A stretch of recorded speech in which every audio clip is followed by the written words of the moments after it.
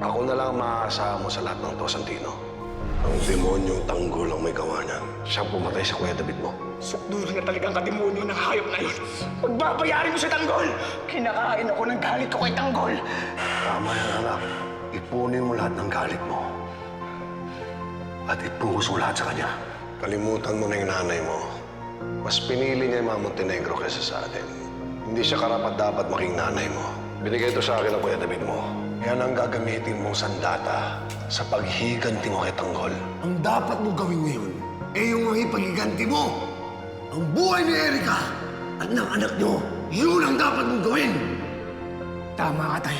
Wala nang mas mahal ka pa sa buhay ko kung hindi ang may paghiganti sa Erika at ang anak namin. Isipin mong kamalasan dinala ng demonyo yun sa pamilya natin, sa buhay natin. Si Tanggol ang punot dulo ng lahat ng ito. Kaya sisiguraduhin ko na buhay din ang kapalit sa lahat ng ginawa niya sa ating Tay.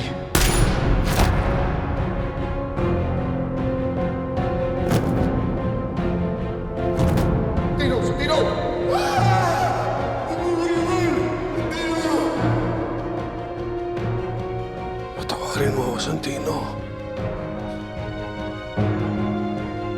Hindi ko ginusto to.